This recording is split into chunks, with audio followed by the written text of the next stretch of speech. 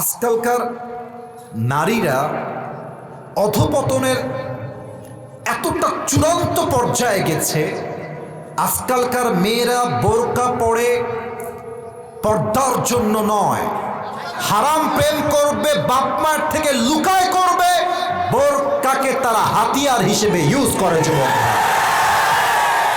ইন্নাল ইনসানা লাফি খুসর, সব মানুষ হচ্ছে ক্ষতিগ্রস্ত। 103 নম্বর সূরা, সবার থেকে শুনতে চাই 100 কয় নম্বর সূরা? মাশাআল্লাহ। এই সূরার রুকু সংখ্যা হচ্ছে জাস্ট একটা। বলেন সবাই, কয়টা? এই সূরার আয়াত সংখ্যা হচ্ছে মোট 3টা। বলেন সবাই, কয়টা?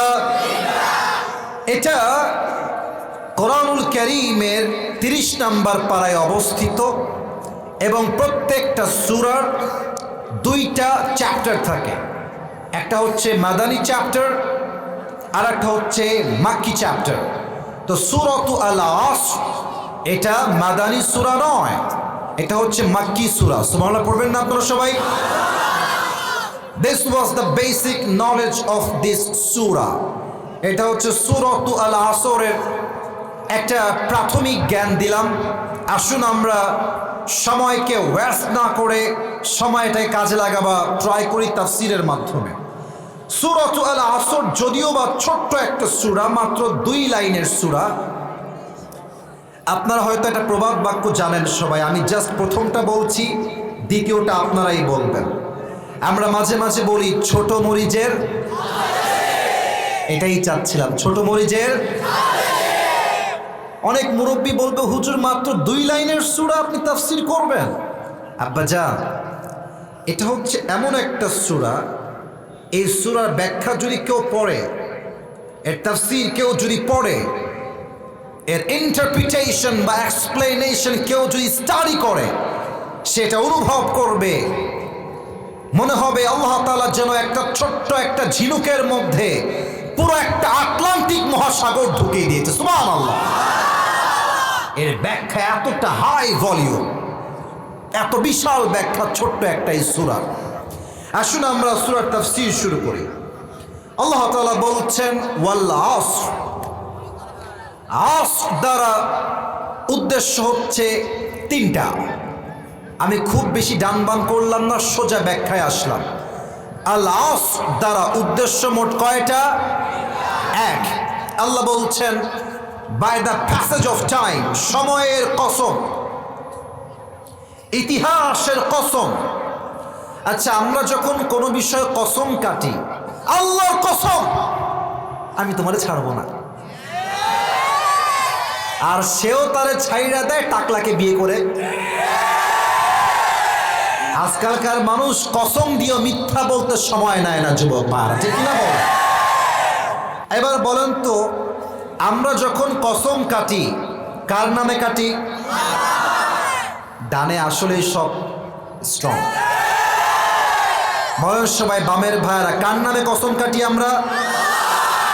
আল্লাহর নামে আমরা কসম করি, কিন্তু আল্লাহ এবার নিজেই কসম করছেন।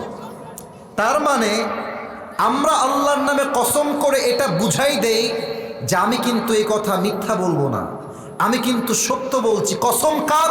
আমার রবের কসম। তাহলে আল্লাহ যখন কোনো জিনিস দিয়ে কসম করবেন, জিনিসটা কি কম দামি হবে না বেশি দামি হবে? বেশি দামি হবে। আল্লাহ বলছে সময়ের কসম। এই পৃথিবীতে সবচাইতে গুরুত্বপূর্ণ হচ্ছে সময়, আর মানুষের কাছে সবচাইতে অবহেলিত বিষয়ের নামও হচ্ছে সময়। নিঃশ্বাস নিলাম, 1 সেকেন্ড শেষ। কথা বলছি, আরো 1 সেকেন্ড শেষ। এক একটা মিনিট পার হচ্ছে, প্রত্যেকটা যুবক মুরব্বী মা বোন এক একটা সেকেন্ড পার হচ্ছে, আমরা কবরের দিকে আর একটা ধাপ সামনে এগিয়ে যাচ্ছি। আল্লাহ বলছেন সময়ের কসম। 1 নাম্বার আল আসর দ্বারা সময় উদ্দেশ্য। আচ্ছা, 2 নাম্বারটা বোঝাতে হলে আমাকে একটা এক্সাম্পল দিতে হবে। আল আসর মানে হচ্ছে নিংড়ানো, চিপড়ানো। আচ্ছা, লুঙ্গি ধুয়েছেন, লুঙ্গি তো লুঙ্গি আপনি চিপড়াবেন না আপনি? আচ্ছা, এটার উদ্দেশ্য চিপড়ানো কেন? এটা আমার হাতে কি বোতল, বল এটার নাম কি? মনে করেন আমার কাছে এরকম লম্বা লম্বা দুইটা আম আছে, দুইটা আম। আমি কি চাইলে এই বোতলে আমটা আস্ত ঢুকাইতে পারবো না? যদি আমি চাই যে আমের স্বাদটা আমি নিব, তাহলে আমি আমটাকে ব্লেন্ডার করে, দুইটা আমকে ব্লেন্ডার করে আমের যেই নির্যাস আছে, যেই রস আছে, দুইটা আমের সব রস আমি একটা বোতলে ভরতে পারবো। তো আল্লাহ বলছে, বান্দা তুই তো পুরো কোরআন পড়বি না, তোর কাছে তো সে সময় নাই, আমি আল্লাহ জানি আগের থেকে। তুই যেন পুরো কোরআন না পড়তে পারলেও ছোট্ট একটা সূরায় তুই পুরো কোরআনটা পেয়ে যাস। একটা সূরা পড়লে যেন পুরো কোরআনটাই পড়া হয়ে যায়। তাই পুরো কোরআনের সমস্ত নির্যাসকে আমি আল্লাহ তাআলা সূরা আল আসরের মধ্যে প্রবেশ করাই দিয়েছি। এটা হচ্ছে সেই কোরআন, এটা হচ্ছে সেই সূরাত আল আসর। 3 নম্বর উদ্দেশ্য হচ্ছে আল আসর দ্বারা আসরের নামাজের সময়। আপনি খেয়াল করেন, ফজর থেকে জোহর লম্বা সময়, জোহর থেকে আসর আরেকটু কম লম্বা সময়, কিন্তু আসর থেকে মাগরিব খুবই কম সময়। আল্লাহ বলছে, এই বান্দা আসরের নামাজের সময়ের কসম, সময় খুবই অল্প, আয় আয় আয় শুনে যা, আমি কি বলি শুনে যা, সন্ধ্যা হয়ে যাবে, আয়। আসরের কসম। এই হচ্ছে 3টা তাফসীর আমি পেয়েছি। আল্লাহ কি বলছে দেখেন, আল্লাহ বলছেন ইন্নাল ইনসানা লাফি খুসর। এখানে আসছে আল ইনসান, এটা হচ্ছে আলিফ লাম ইস্তিগরাকি। মুসলমান, হিন্দু, বৌদ্ধ, খ্রিস্টান, আল্লাহ বলছেন পুরো পৃথিবীর মানুষ আজকে ক্ষতিগ্রস্তের সামিল। আমি বোঝাবার জন্য জাস্ট একটা এক্সাম্পল দিব। আজকালকার নারীরা অধপতনের এতটা চূড়ান্ত পর্যায়ে গেছে, আজকালকার মেয়েরা বোরকা পরে পর্দার জন্য নয়, হারাম প্রেম করবে, বাপ মার থেকে লুকায় করবে, বোরকাকে তারা হাতিয়ার হিসেবে ইউজ করে।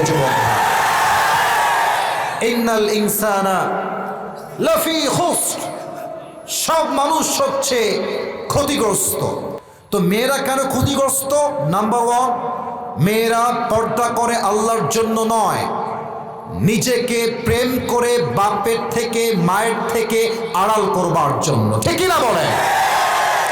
2 নাম্বার আরেকটা এক্সাম্পল আমি আমার প্রিয় বোনদের জন্য বলতে চাই।